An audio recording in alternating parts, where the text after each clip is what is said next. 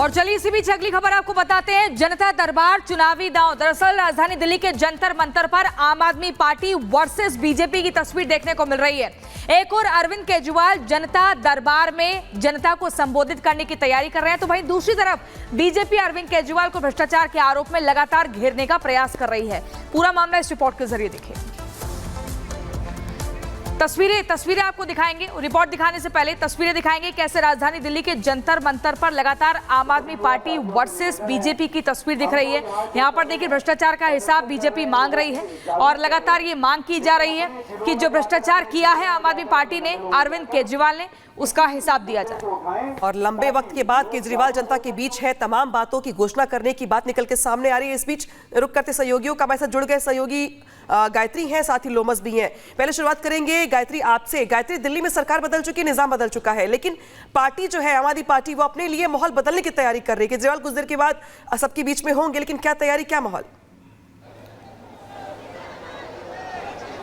बिल्कुल, देखिए मैं जंतर मंतर पर इस वक्त मौजूद हूँ। आप देखिए ये तस्वीर हम एक बार पहले दिखा देते हैं आपको। अरविंद केजरीवाल अब से थोड़ी देर बाद यहाँ जनता दरबार में पहुंचेंगे। आज से आम आदमी पार्टी की जनता की अदालत की शुरुआत होने जा रही है। उधर बीजेपी जनता दरबार लगा रही है, तो इधर आम आदमी पार्टी यानी अरविंद केजरीवाल जनता की अदालत में एक बार फिर से आएंगे। असल में जब उन्होंने इस्तीफा का ऐलान किया उस दौरान अनाबी का आपको याद होगा, उन्होंने कहा था कि अब वो सीधे अपनी ईमानदारी को साबित करने के लिए जनता के बीच जाएंगे। अब जनता बताएगी कि क्या उनको सीएम की कुर्सी पर दोबारा बैठना चाहिए या फिर नहीं। अगर जनता नहीं कहेगी तो वो दोबारा सीएम की कुर्सी पर नहीं बैठेंगे। आज लोगों को बुलाया गया है और ये दावा किया गया कि दिल्ली भर से जो लोग हैं वो यहाँ पर पहुंचेंगे। अब से थोड़ी देर बाद, हालांकि 11 बजे का वक्त दिया गया था, लेकिन अब से थोड़ी देर बाद अरविंद केजरीवाल यहाँ पर मंच पर पहुंचेंगे। अब उनकी तरफ से यहाँ पर क्या ऐलान किया जाता है। देखिए दिल्ली में विधानसभा के चुनाव होने और उससे पहले उधर बीजेपी तो इधर आम आदमी पार्टी भी दोनों एक्टिव हो गए हैं और इस्तीफे के ऐलान और जेल से रिहाई के बाद ये पहली बार होगा जब अरविंद केजरीवाल यहाँ जनता से मुखातिब होंगे। अब लोगों से जब वो मुखातिब होंगे तो क्या कुछ वो जनता से कहते हैं, लोगों से क्या अपील वो यहाँ पर करते हैं। लोमस भी हमारे साथ। लोमस, आखिर इस मीटिंग के जरिए, इस जो है बैठक के जरिए लोगों के बीच जाकर अरविंद केजरीवाल अब क्या स्ट्रैटेजी अपना रहे हैं, क्या कोशिश है इसके जरिए? का कारण आप मुझे बताइए, ये कौन है? अगर एमसीडी केजरीवाल की है तो उन 5 लोगों की मृत्यु का कारण कौन है?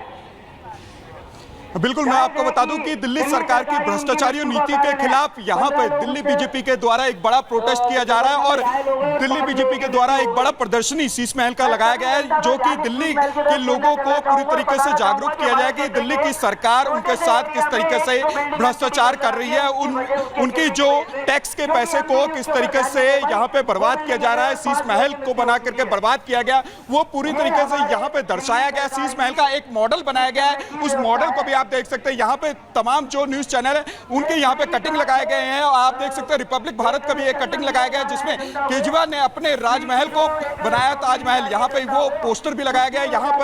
यहाँ पे शीश महल का एक डिजाइन भी यहाँ पे रखा गया है, जो कि लोगों को जागरूक किया जा सके। यहाँ पे दिल्ली बीजेपी के द्वारा यहाँ एक बड़ा प्रोटेस्ट करने का काम किया जा रहा है और सेल्फी पॉइंट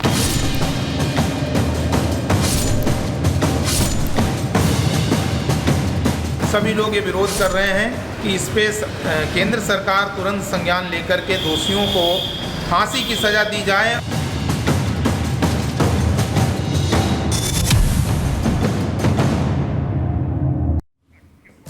लाखों करोड़ों हिंदुओं की आस्था का केंद्र तिरुपति बालाजी का मंदिर, जिसे वेंकटेश्वर स्वामी मंदिर भी कहा जाता है, जब वहां के प्रसाद में लड्डू में मिलावट का मामला सामने आता है कि उसमें देसी घी की जगह जानवर की चर्बी और मछली का तेल मिलाया जा रहा था, तब लगातार आक्रोश की स्थिति देश भर में देखने को मिल रही है। साधु संतों में नाराजगी है, लगातार सनातनियों में नाराजगी दिख रही है और उनका कहना है कि हिंदू आस्था के साथ ये बहुत बड़ा खिलवाड़ किया गया है, ये जघन्य अपराध है, इस पर सख्त कार्रवाई होनी चाहिए। ऐसे में क्या कुछ माहौल बना हुआ है, किस तरह से कार्रवाई की जा रही है, इस रिपोर्ट के जरिए देखिए।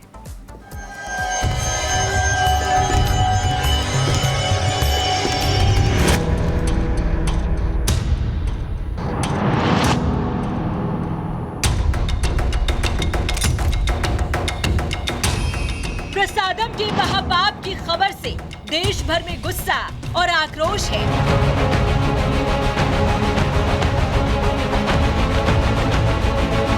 आम लोगों से लेकर संत समाज तक में गुस्सा है।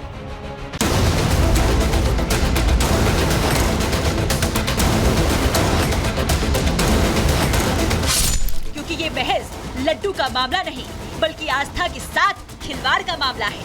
भगवान और भक्त के साथ धोखे का मामला है।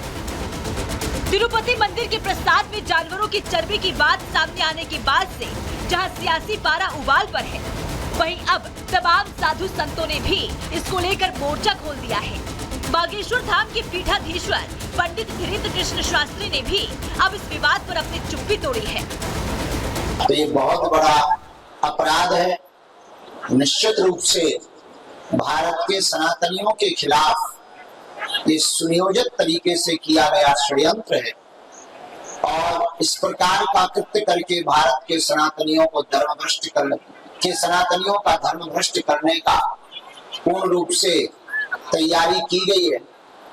हम तो चाहेंगे कि वहां की सरकार सख्त से सख्त कानून बनाकर उन दोषियों को फांसी की सजा देवे। संत समाज की मांग है कि दोषियों के खिलाफ सख्त कार्रवाई की जाए और मंदिरों को सरकारी तंत्र से आजाद किया जाए। आंध्र प्रदेश के उप मुख्यमंत्री पवन कल्याण ने शनिवार को घोषणा की कि वो प्रसादम को अपवित्र करने का जो मामला सामने आया है उसका प्रायश्चित करेंगे।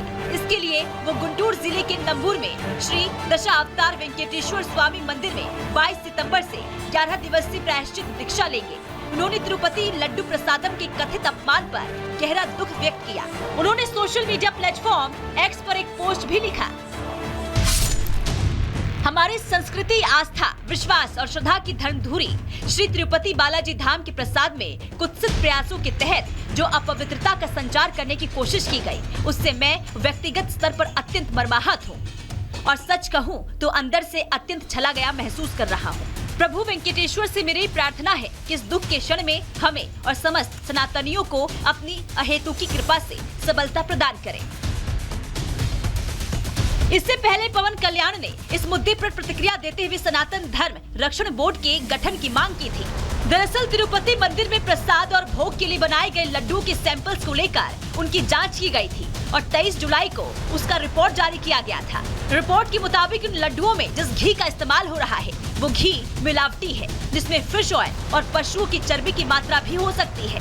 इस रिपोर्ट में ये भी बताया गया कि लड्डू बनाने में घटिया सामग्री का इस्तेमाल हुआ था। अब इसको लेकर पूरे देश भर में घमासान मचा हुआ है। वहीं अब ये मामला कोर्ट पहुंच गया है। अब इस मामले पर हाई कोर्ट 25 सितंबर को सुनवाई करेगा। Bureau report, Republic Bharat. माला में प्रसाद के नाम पर महापाप हुआ और अब बारी पश्चाताप की है। लिहाजा वहां पे अब डिप्टी सीएम पवन कल्याण 11 दिन के उपवास पर जाने वाले हैं। उपवास के बाद वो बाकायदे तिरुपति माला मंदिर जाएंगे। वहां पर वो भगवान से क्षमा याचना करेंगे और क्षमा याचना के साथ ही जिस तरीके से प्रसाद में मिलावट की गई या यूं कहे तो महापाप किया गया, उसको लेकर पश्चाताप करेंगे। तो आज से पवन कल्याण 11 दिनों का उपवास करेंगे।